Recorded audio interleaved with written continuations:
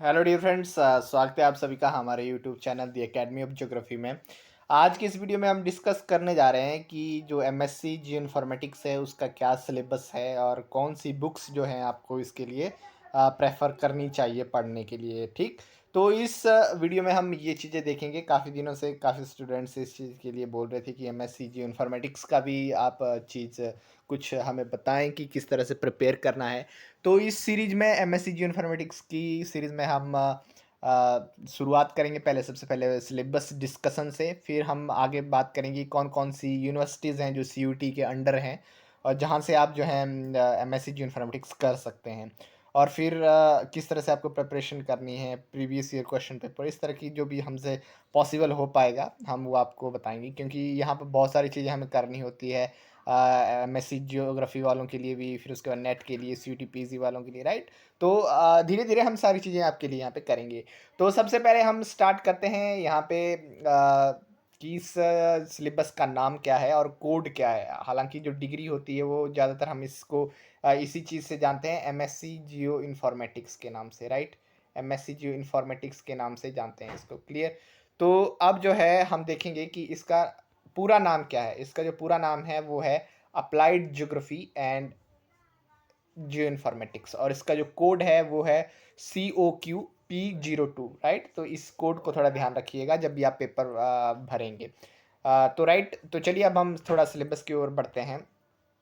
तो जो इसका सिलेबस है applied geography and geo informatics का COQP02 का, वो सिलेबस कुछ इस तरह का है। सबसे पहले इन्होंने जो इंस्ट्रक्शन दे रखी है कि जैसे ज्योग्राफी का होता है वैसे ये होता है। इसमें 75 क्वेश्चन आपको आएंगे टोटल, क्लियर। फिर उसमें से बाकी आपका जो जनरल पेपर होगा वो अलग होगा, दोनों हिंदी और इंग्लिश में पूछा जाएगा, बाइलिंगुअल होगा, राइट। और सारे क्वेश्चन कंपलसरी हो गए। इस तरह से कुछ इंस्ट्रक्शन आप देख सकते हैं। देखिए, मैं एक बात बताऊं कि जो एमएससी जियो इन्फॉर्मेटिक्स का जो सिलेबस है सीयूटी के लिए, वो CUT PG ज्योग्राफी के सिलेबस से बहुत छोटा सिलेबस है, राइट। बहुत ही ज़्यादा छोटा सिलेबस है, मतलब उसके कंपैरिजन में ये कहीं भी स्टैंड नहीं करता है। तो बट एक जो चीज़ है कि जो एमएससी ज्योग्राफी है, एमएससी ज्योग्राफी या एमए ज्योग्राफी आपकी जो सीयूटी में यूनिवर्सिटीज़ हैं, उन यूनिवर्सिटी में ज़्यादातर यूनिवर्सिटीज़ में अवेलेबल है।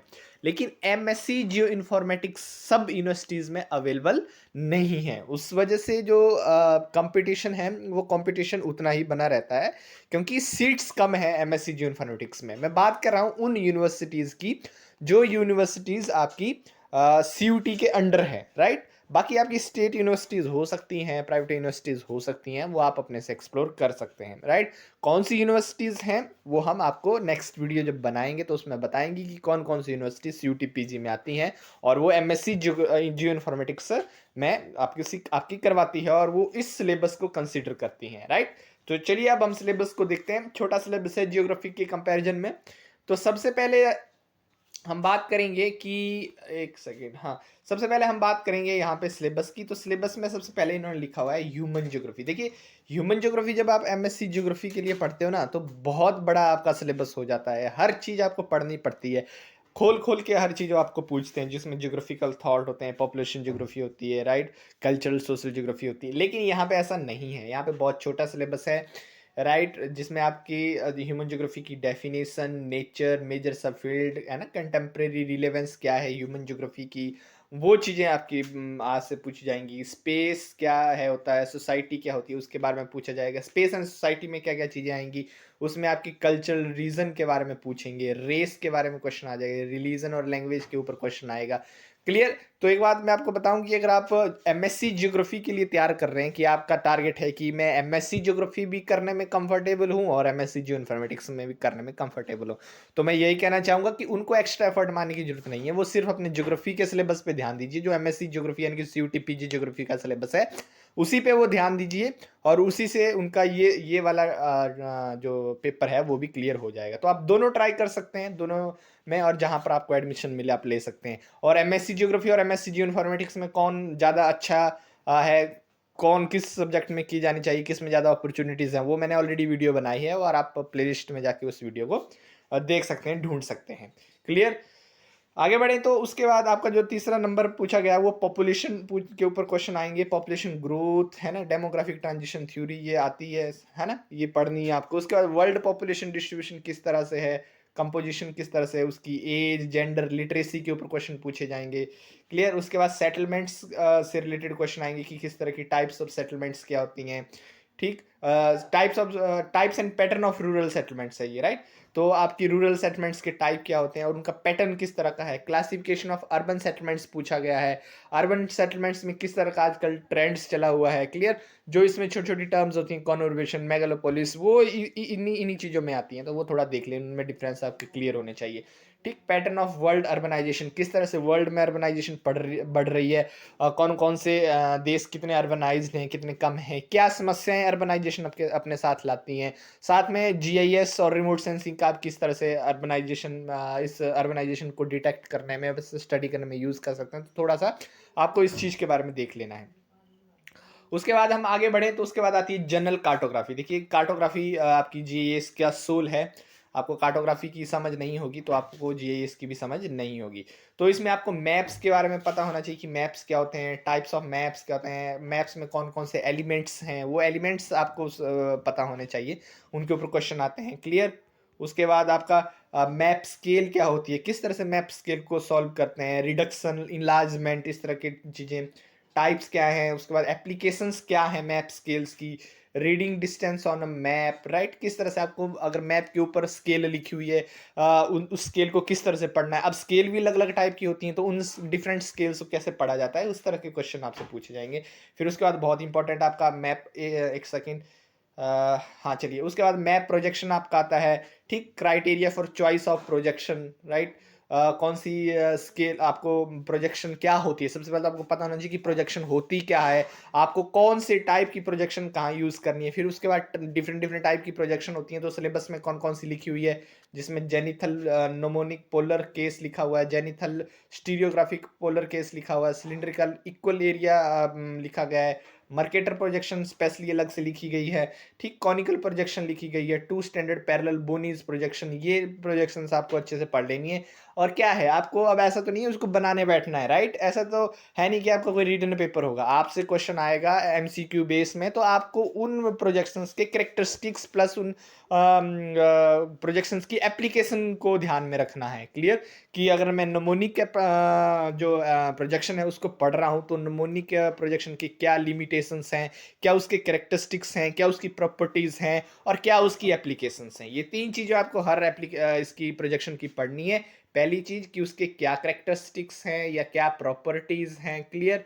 दूसरी चीज़ क्या उसके लिमिटेशन है। क्लियर। और उसके क्या बेनिफिट हैं। देखिए प्रोजेक्शन में मैं एक चीज़ आपको बताऊं कि हर प्रोजेक्शन जो है 100% जो है अपने आप में मतलब हर चीज़ को पूरा नहीं करती है। किसी ना किसी प्रोजेक्शन में कोई ना कोई लिमिटेशन हमेशा रहती है, चाहे वो शेप से रिलेटेड लिमिटेशन रह जाए, चाहे वो एरिया से रिलेटेड लिमिटेशन रह जाए, राइट, चाहे वो डायरेक्शन से रिलेटेड लिमिटेशन रह जाए, चाहे वो शेप से रिलेटेड लिमिटेशन रह जाए। हर प्रोजेक्शन में कोई ना कोई आपकी लिमिटेशन रहती है। ऐसी कोई प्रोजेक्शन नहीं है जो हर प्रॉपर्टी को फुलफिल करे। तो लिमिटेशन आपको जरूर होनी चाहिए, और लास्ट में आपको उसकी एप्लीकेशंस जरूर पढ़नी है कि इसकी एप्लीकेशंस क्या है, कहाँ पर यूज होती है, किस एरिया के लिए ये ज़्यादा बेनिफिशियल है। क्लियर। तो ये चीज़ आपको थोड़ा देखनी है। उसके बाद रिप्रेजेंटेशन ऑफ डाटा, यस, ये बहुत इंपॉर्टेंट है कि किस तरह से अगर आपके पास डाटा है तो उस डाटा को किस तरह से रिप्रेजेंट करना है आपको, सिंबल कौन से यूज़ करने हैं, डॉट मैप क्या होते हैं, कोरोप्लेथ मैप क्या होते हैं, आइसोप्लेथ मैप क्या होते हैं, फ्लो डायग्राम्स क्या होती हैं, क्या इनके करेक्टरिस्टिक्स हैं। उसके बाद इंटरप्रिटेशन ऑफ थीमेटिक मैप, अगर आपके पास मैप्स दिया गया है तो उस मैप्स के ऊपर जो सिंबल्स हैं उन सिंबल की मदद से, उन लाइंस की मदद से, या जो भी अदर चीज़ें वहाँ पे मैप पे दी गई होती हैं उनके बेसिस पे आपको किस तरह से मैप की इंटरप्रिटेशन करनी है। तो ये चीज़ आपको देख लेनी है। ठीक। तो ये थी जनरल कार्टोग्राफी। जनरल कार्टोग्राफी के लिए दो बुक्स मैं हमेशा आपको बताता हूँ। एक तो आपकी है R.L. सिंह की, ठीक, अच्छी बुक है, आप खरीद सकते हैं। क्लियर।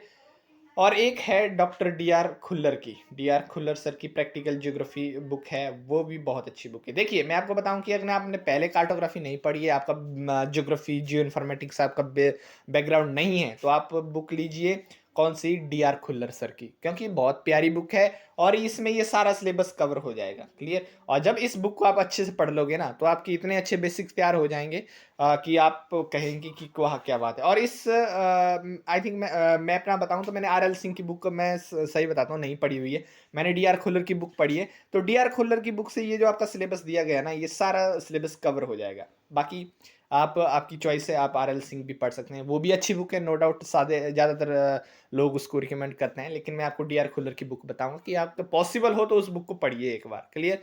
ऐसे भी आपकी नॉलेज बहुत ही इनहांस होने वाली है उससे। उसके बाद बात करें एनवायरमेंटल ज्योग्राफी, सॉरी उससे पहले मैं आपको ह्यूमन ज्योग्राफी की बता लेता हूँ। ह्यूमन ज्योग्राफी में आपको ज़्यादा लोड नहीं लेनी है। ह्यूमन ज्योग्राफी में एक बुक है सर उनकी क्या बोलते हैं माजिद हुसैन सर की, वो बुक लीजिए आप, उससे आपका सारा सिलेबस कवर हो जाएगा। क्लियर। आराम से, बहुत फेमस बुक है तो ये बुक पढ़ लीजिए। आगे दो सेक्शन हमने कवर किया और दोनों सेक्शन में आपको दोनों बुक्स मैंने रिकमेंड भी कर दी है। आगे हम बात करते हैं एनवायरमेंटल ज्योग्राफी की। एनवायरमेंटल ज्योग्राफी देखिए बहुत अच्छी क्या बोलते हैं उसको, इंटरेस्टिंग टॉपिक है, तो इसको अच्छे से पढ़िएगा और इसके लिए बुक भी मैं आपको बताऊंगा। तो देखिए कंसेप्ट्स एंड अप्रोचेस, इकोसिस्टम में क्या कंसेप्ट्स हैं, क्या कैरेक्टरिस्टिक्स हैं इकोसिस्टम में, क्या अप्रोचेस हैं, ठीक, उसमें क्या क्या कंसेप्ट हैं, स्ट्रक्चर क्या होता है इकोसिस्टम का, इकोसिस्टम फंक्शन किस तरह से करता है, ह्यूमन एनवायरनमेंट रिलेशनशिप आपको पढ़नी है in equatorial desert mountain and coastal region, right. इस तरह से एनवायरमेंटल प्रॉब्लम्स एंड मैनेजमेंट, जैसे air pollution, biodiversity loss, solid and liquid waste. Clear. ये चीज़ें ऐसी होती है ना, ये ट्रेंडिंग चीज़ें हैं, ये आपकी मतलब कंसेप्ट नहीं है, ये मतलब जो फंडामेंटल आप कहेंगे कि फंडामेंटल एनवायरनमेंट नहीं है, ये ऐसी है कि ये ट्रेंड्स हैं, यानी कि ये मतलब आज के टाइम की प्रॉब्लम्स हैं। एयर पोल्यूशन आज के टाइम की प्रॉब्लम है, बायोडाइवर्सिटी लॉस आज के टाइम की प्रॉब्लम है, सॉलिड एंड लिक्विड वेस्ट आज के टाइम की क्या है, प्रॉब्लम है। ये चीज़ें क्यों पढ़ाई जा रही है, क्योंकि इन चीज़ों को डिटेक्ट करने के लिए, या ये चीज़ें क्यों आपसे स्पेसिफिकली पूछी जा रही है जियो इन्फॉर्मेटिक्स के सिलेबस में, इसीलिए पूछी जा रही है क्योंकि जियो इन्फॉर्मेटिक्स यानी कि जीआईएस और रिमोट सेंसिंग का यूज़ करके आप किस तरह से इन प्रॉब्लम्स को डिटेक्ट कर सकते हो, सॉल्व कर सकते हो, राइट। ये इसीलिए आपसे ये चीज़ें पढ़ाई जा रही हैं। तो ये ट्रेंड्स हैं और जहाँ तक मैं आपको बताऊंगा कि किसी बुक से ना पढ़ के आप इनको इंटरनेट से पढ़िए। अच्छी अच्छी नई नई क्या इनमें आजकल के टाइम में डेवलपमेंट हो रही है वो चीज़ें पढ़ें। बाकी एयर पोल्यूशन होता क्या है ये तो बेसिक चीज़ें हैं, वो आपको देखनी है, राइट। उसके बाद एनवायरमेंटल प्रोग्राम्स एंड पॉलिसीज कौन कौन सी है, ठीक, उसमें डेवलप्ड कंट्रीज़ के क्या प्रोग्राम है और डेवलपिंग कंट्रीज़ के क्या प्रोग्राम है, न्यू फंडा एनवायरमेंटल पॉलिसी ऑफ इंडिया क्या है और गवर्नमेंट इनिशिएटिव क्या है इंडिया में एनवायरमेंट की प्रोटेक्शन के लिए, राइट। ये आपके करंट अफेयर की चीज़ें हैं, ये आपको इंटरनेट से क्लियर करनी पड़ेंगी। तो इसके लिए बुक आप अगर जो फंडामेंटल एनवायरनमेंट जैसे इकोसिस्टम हो गया, इकोलॉजी होगी, वो चीज़ें आपको पढ़नी है, मैन एनवायरनमेंट रिलेशनशिप पढ़नी है, तो इसके लिए बुक आती है आपकी डॉक्टर सविंदर सिंह सर की। तो आप सविंदर सिंह सर की बुक को पढ़िए, वो अच्छी बुक है, वहाँ से आपका ये चीज़ें कवर हो जाएंगी। बाकी जो चीज़ें नहीं कवर हो रही हैं वो आपको इग्नू की वेबसाइट पे उनको सर्च मार सकते हैं, राइट। उसके बाद मैंने जो 7 वेबसाइट्स आपको बताई हैं उन वेबसाइट्स के ऊपर भी आप उन उन चीज़ों को देख सकते हैं। अगर आपने 7 वेबसाइट्स की वीडियो नहीं देखी है तो आप देख सकते हैं उन वीडियो को जाके, हमारे यूट्यूब चैनल पे पड़ी हुई है। आगे बढ़ते हैं हम। आगे आपका आता है geography of India. Geography of India में कुछ ज़्यादा बताने का नहीं है, सबको पता ही होता है कि फिजिकल सेटिंग इसमें पूछी जाएगी, जैसे location, structure, relief, drainage, climate, ये आता है फिजिकल ज्योग्राफी ऑफ इंडिया में। उसके बाद पॉपुलेशन इंडिया की, उसका साइज, ग्रोथ सिंस 1901 से किस तरह से बढ़ी है, घटी है, population distribution, literacy rate, sex ratio, ये चीज़ें आपको आप पूछी जाएंगी, तो ये आपको ध्यान रखना है। उसके बाद सेटलमेंट सिस्टम, सेटलमेंट के ऊपर आपसे क्वेश्चन पूछे जाएंगे, जिसमें रूरल सेटलमेंट टाइप्स क्या होते हैं, है ना, उनके पैटर्न किस तरह से हैं, अर्बन पैटर्न किस तरह से है इंडिया में। रिसोर्स बेस आपसे पूछा जाएगा, livestock, cattle and fisheries, power, coal and hydro electricity, minerals, iron and bauxite. ये मैपिंग के क्वेश्चन है, तो थोड़ा आपको मैप के ऊपर उनको मैप करना है कि किस रीजन में ये चीज़ें मिलती हैं। क्लियर। उसके बाद आप क्या कर सकते हैं, उसके बाद इकोनॉमी के ऊपर आपसे क्वेश्चन पूछे जाएंगे कि किस तरह से इंडिया की इकोनॉमी है, जैसे एग्रीकल्चर के ऊपर क्वेश्चन आएंगे, rice, wheat, sugarcane, groundnut, cotton के ऊपर कौन सा स्टेट में ज़्यादा प्रोडक्शन है, क्या इनके ग्रोथ के लिए फेवरेबल कंडीशंस हैं, उस तरह से क्वेश्चन आते हैं, ठीक है। इंडस्ट्री के ऊपर आपको cotton, textile, iron, steel, automobile, ये इंडस्ट्रीज पढ़ लेनी है। ट्रांसपोर्टेशन मोड्स में रोड और रेल ही आपको देखनी है।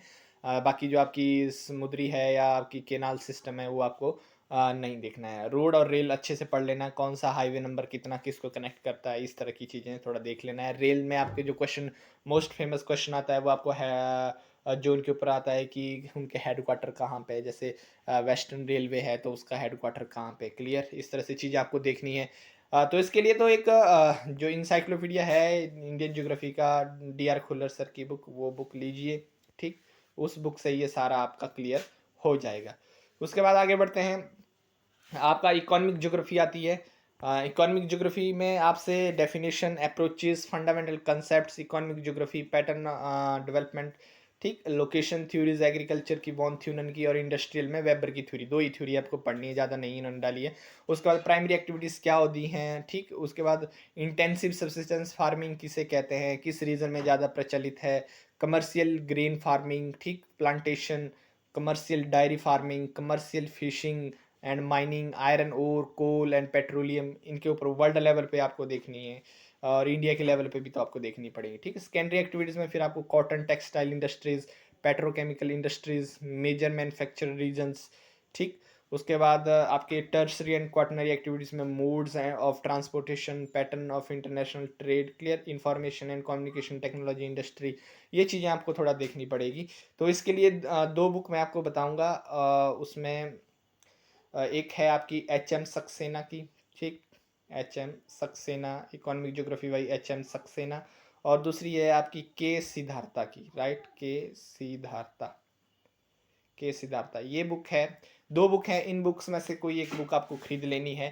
तो मैं ज़्यादा कहूँगा कि आप, एक तीसरी बुक और है जो फ्री ऑफ कॉस्ट है, आप इंटरनेट से डाउनलोड कर सकते हैं, वो है उत्तराखंड स्टेट ओपन यूनिवर्सिटी, ठीक है, state open university economic geography, इस तरह से आप सर्च करिएगा, उत्तराखंड स्टेट ओपन यूनिवर्सिटी, ठीक, इकोनॉमिक ज्योग्राफी बुक।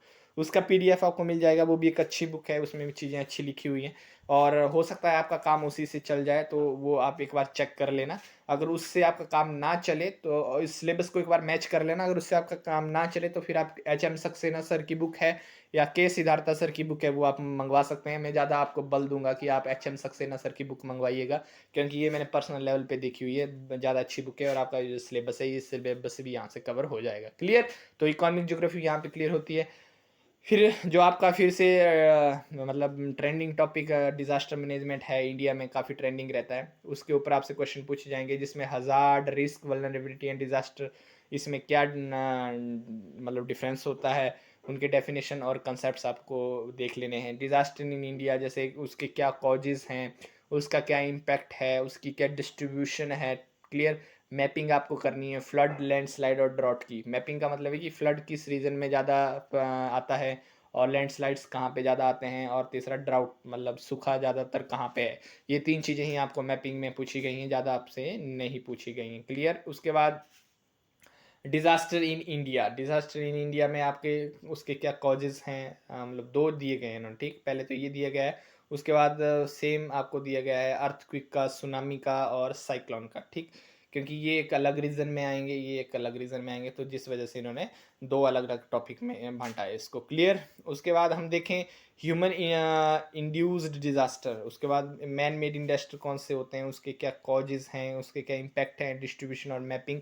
मैपिंग जरूर देख लेना है, मैपिंग के ऊपर ज़्यादातर क्वेश्चन आता है, ठीक। उसके बाद response and mitigation to disaster, mitigation and preparedness, NDMA and NIDM, indigenous knowledge and community based disaster management, do and don'ts during disaster. तो ये है छोटा सा सिलेबस है, डिजास्टर कुछ ज़्यादा नहीं है, और ये तो थोड़ा कॉमन सेंस के भी क्वेश्चन होते हैं, थोड़ा सा आपको बेसिक इसके पढ़ लेने हैं। उसके बाद देखिए इसके लिए बुक जो है एक सविंदर सिंह सर की डिजास्टर मैनेजमेंट की बुक है, लेकिन मैं आपको सलाह दूंगा कि देखिए वो बुक नहीं भी लेंगे तो भी कोई दिक्कत नहीं है, क्योंकि देखिए ना ये टॉपिक ऐसा इतना ट्रेंडिंग टॉपिक है, इसके ऊपर हर इंस्टीट्यूट ने अपने चीज़ें डाली हुई है। आपको बुक्स मिलेंगी, आपको ऑनलाइन मटेरियल भरपूर मिलेगा डिज़ास्टर में, तो आपको बुक लेने की इसमें ज़रूरत नहीं है। जो डिज़ास्टर मैनेजमेंट इंस्टीट्यूट हैं उन्होंने डाला हुआ है, राइट। और भी बहुत सारी फॉरेन की इंस्टीट्यूट्स हैं, इंडिया के इंस्टीट्यूट उन्होंने अपना अपने वेबसाइट्स पे डाला हुआ है। आप जस्ट इतना सर्च करिए डिज़ास्टर मैनेजमेंट बुक्स PDF, आपको बहुत सारी ढेरों सारी बुक्स मिल जाएंगी, और ये सारी चीज़ें उसमें कवर हो जाएंगी अच्छे से। इग्नू की वेबसाइट पे जाएंगे तो भी आपको डिज़ास्टर से रिलेटेड बहुत अच्छी चीज़ें वहाँ पे देखने को मिल जाएंगी। तो बुक लेने के लिए आप इतना खर्च करेंगे एक इस पेपर के लिए, वो सही नहीं लगता है। उसके बाद आप देखिए concept nature and interrelationship of tourism, उसका टूरिज्म ज्योग्राफी आती है। टूरिज्म ज्योग्राफी में आपको concept nature and scope, interrelationship of tourism, recreation and leisure, ठीक है, geographical parameters of tourism by Robinson, है ना।